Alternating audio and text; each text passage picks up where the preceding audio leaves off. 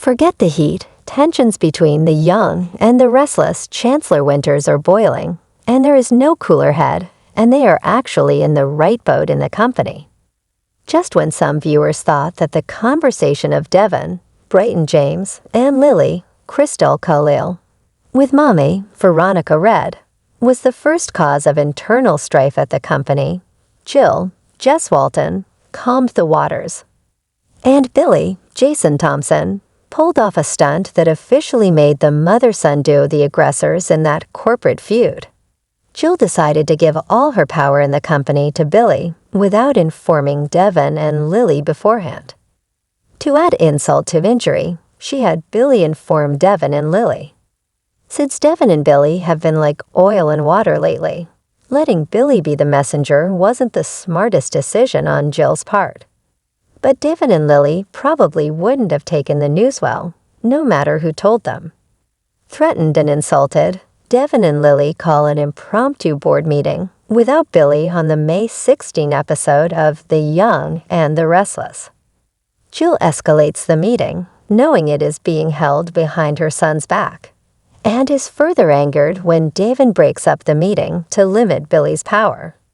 Devon and Lily really want to take away Billy's equal voice in the company and want him to make all the decisions for them.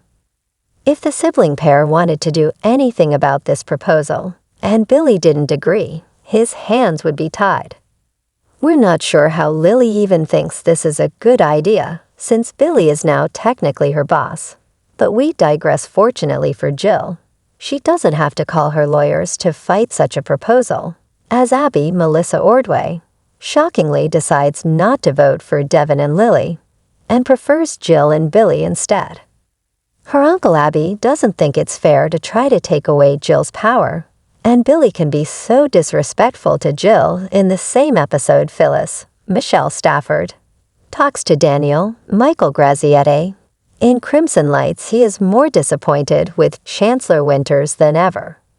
He's technically still with the company, and it's heartbreaking to see his son fighting over the intellectual property he created in a lawsuit with the company. After Daniel leaves, Tucker, Trevor Street John, sits down with Phyllis, and they don't really want to trade insults. They talk. Tucker shares his desire to reconnect with Devon, but does not reveal Devon's feelings for Billy. Phyllis then blasts Devon for firing her son. He also implies that Jill gave her power to Billy, and that Billy is currently on a goodwill tour of Chancellor Winters' various offices. Right after getting the tip, Devon walks into the cafe and Tucker runs up to him and says now is the perfect time to confront Billy while he's out of town. Devon wonders how his father knew this information and thinks Phyllis told him. The CEO of Chancellor Winters takes a mental picture of Phyllis and asks how she knew Billy was missing and why she revealed it to anyone outside the company. Phyllis does not apologize and then decides to quit. Devon thanks him for breaking up and leaves. Fans of The Young and the Restless should brace themselves for a Chancellor Winter war of epic proportions. Tucker is more in favor of bonding with his son, and Billy leaving the company is the best way to do that. Will Tucker use his old gambling demons to trick Billy into seeing Billy's gambling addiction return, which could lead to Billy making bad business decisions? Of course, Tucker would be happy to see Billy take his own life if it meant helping Devon, and Billy's gambling addiction could contribute to that. But on the other side of this equation, we believe Billy has his own tricks up his sleeve.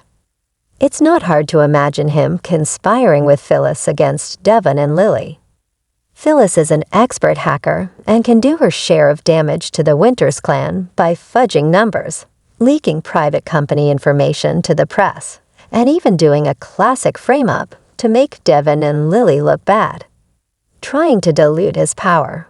When all is said and done, viewers may see the dust cleared and Chancellor Winters become the laughingstock of Genoa City, making the years-long feud between Newman Enterprises and Jabot seem like chatter.